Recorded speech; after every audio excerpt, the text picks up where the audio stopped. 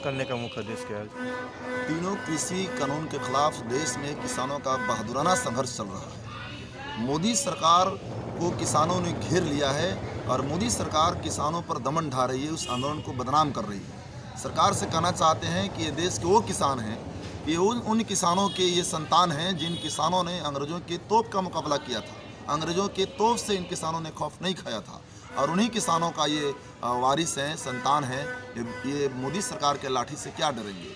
और इसलिए ये सरकार जो 3 कृषि कला कानून है, ये बिल्कुल खेती किसानी को अंबानी अडानी के हवाले करने वाली कानून है। खेती पर कॉर्पोरेट ताकतों का वर्चस्व थोपने वाला ये कानून है।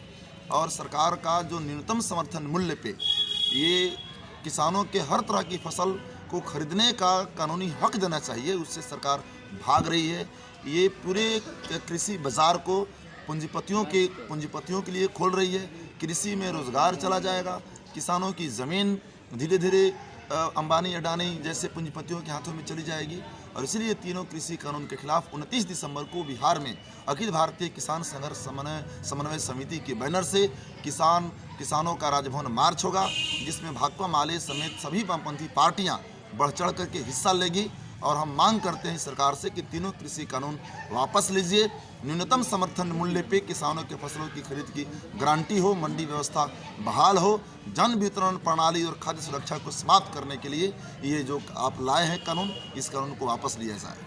आप बिहार में भोजपुर में देख सकते हैं कि अभी तक धान की खरीद की शुरुआत नहीं हुई है। 1868 रुपये कम से कम न्यूनतम समर्थन मूल्य पर धान की खरीद करनी है। नीतीश जी ने तो एक बार कहा था कि किसानों के खलिहान से सरकार धान की खरीद करने का काम करेगी, लेकिन अभी तक धान की खरीदारी शुरू नहीं हुई है। 1100 से लेकर के 1200, कहीं 900 रुपये क्विंटल सरकार ये किसानों को बेचना पड़ रहा है, क्योंकि उनकी रबी की बुआई है, जुताई है, खाद बीज सिंचाई से लेकर के शादी विवाह का मौसम है, न्योता हकारी है, किसानों की बच्चियों का शादी विवाह है। और ऐसे हालात में सरकार किसानों का शोषण कर रही है, सरकार किसानों को तबाह कर रही है। खेती में लगातार लागत बढ़ रहा है, लेकिन न्यूनतम समर्थन मूल्य पे मिनिमम काम जो सरकार को करना चाहिए धान की खरीद की, ये काम यह भी सरकार नहीं कर रही है। ये 29 दिसंबर को आप लोग मतलब जी 29 दिसंबर को राजभवन मार्च है पटना। अच्छा, पटना से जी, जहाँ से भोजपुर के हर प्रखंड से सैकड़ों किसानों की भागीदारी हो रही है। क्या नाम? मनोज मंजिल,